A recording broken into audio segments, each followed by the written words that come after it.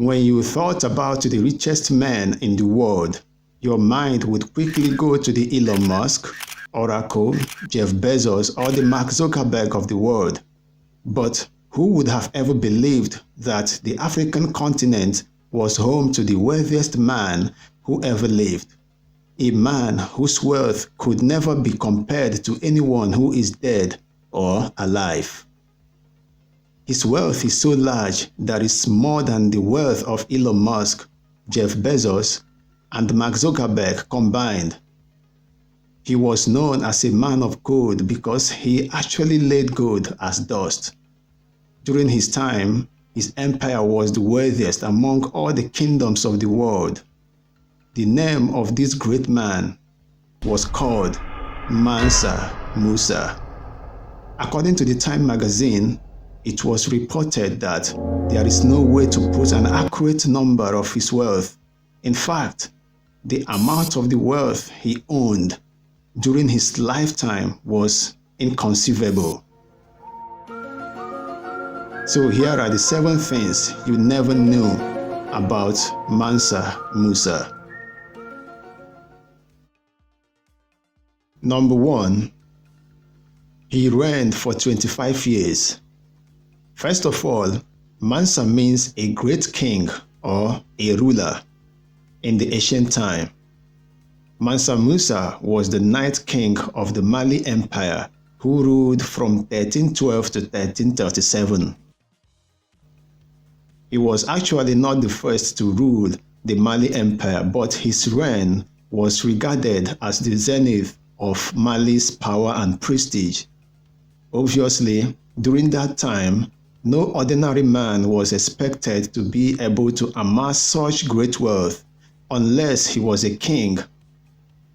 Because unlike today's world, in the ancient time, there are so many limitations that would prevent an ordinary man from becoming wealthy.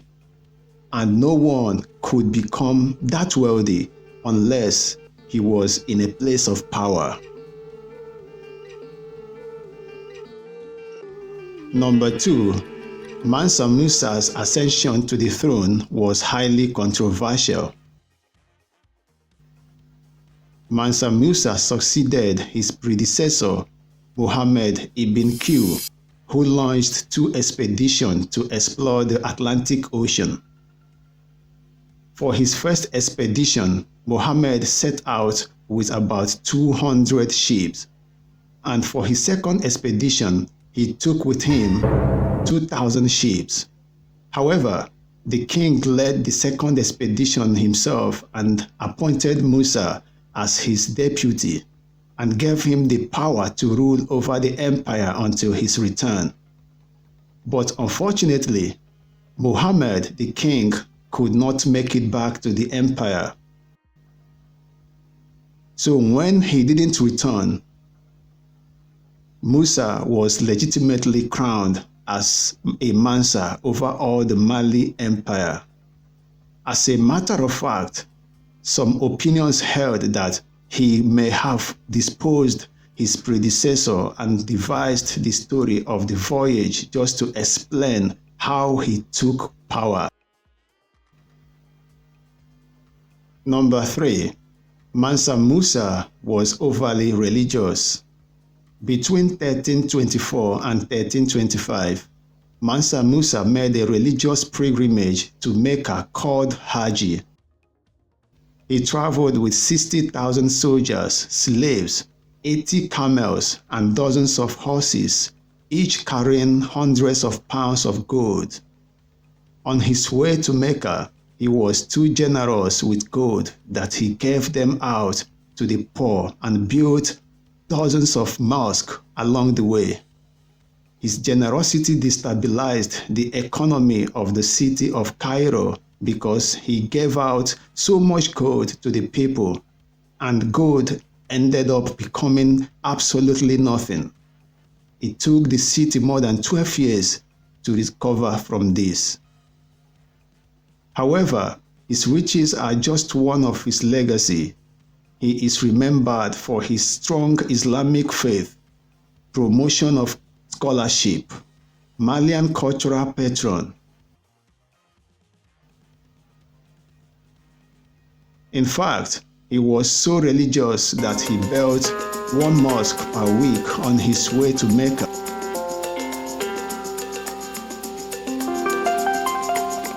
He also developed Timbuktu to become an Islamic center of learning. Number 4, he maintained his wealth through two major sources of income. Mansa Musa was the 9th Mansa of the Mali Empire, and it was during his reign that the empire was taken to its peak. Musa's reign is often regarded as the zenith of Mali's power and prestige. He is the richest and the noblest of all kings due to the abundance of gold that is extracted from his empire and taxes he received from the trade in salt. Elephant ivory also brought in source of income, but that was an additional source of wealth. Number 5, Mansa Musa was not self-made. As we've learned in the number 1 of this list, Mansa Musa inherited a kingdom that was already wealthy in 1312 after previous king disappeared at sea. But he worked hard to sustain and multiply the wealth, and that made the kingdom of Mali the wealthiest kingdom in Africa during his time. And even after him, no one has ever done the things he did. Number 6, Mansa Musa once went broke. This is one of the parts that most historians won't tell you, but there was a time when Mansa Musa went broke and ran into some serious debt. Upon his return from Mecca, he ran out of money and food. He had given out so much gold to strangers he met on the way and nothing left anymore. He had lost most of his men out of starvation and bandit attacks.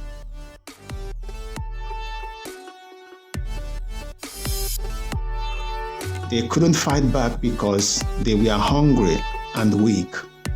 That was when Mansa Musa was forced to borrow from traders on his way. But of course, he later bounced back as soon as he returned back to Mali. Number 7, he was the richest man who ever lived. Musa was renowned for his wealth and generosity. With a staggering net worth of $400 billion, no man has ever crossed that threshold of wealth in human history. And many people strongly believed that he was the wealthiest man who ever lived. He was so rich that his wealth was impossible to calculate.